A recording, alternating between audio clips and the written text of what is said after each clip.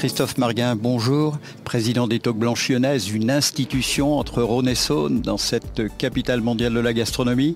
Ce matin, vous êtes là comme président des Toques Blanches Lyonnaises, comme restaurateur, comme cuisinier plus exactement, mais vous êtes là également comme président d'honneur de cette 7e édition du concours des vins de Lyon. Ville de Lyon internationale, vous voyez, on a le lion de la ville qui représente cette capitale mondiale de la gastronomie.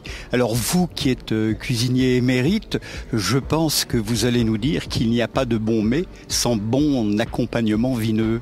Oui, exactement. De toute façon, à table, le vin est un élément principal de notre repas. Et vous savez, ce qui est important aussi, je dis, c'est le travail de tous les gens qui vont être là aujourd'hui, puisque l'importance du concours et l'importance des prix est telle qu'il faut qu'ils fassent leur travail le plus sérieusement possible, qu'ils prennent le temps et qu'ils prennent le temps de goûter, puisque ces vins se retrouveront certainement un jour sur nos tables.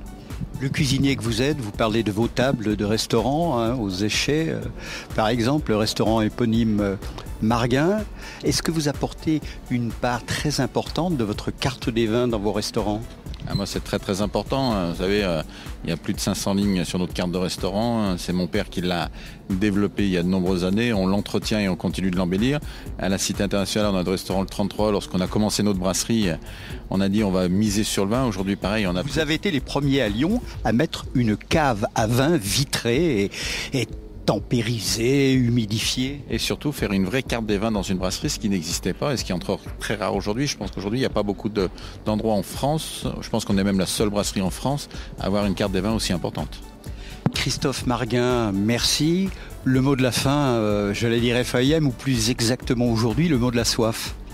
Surtout qu'il y ait des belles dégustations et surtout qu'on ait quelques découvertes extraordinaires et qu'on puisse ensuite les retrouver auprès de nos clients.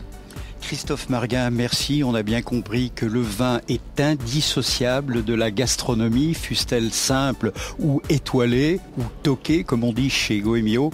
Alors, bel appétit et large soif, avec modération. Merci Christophe Marguin.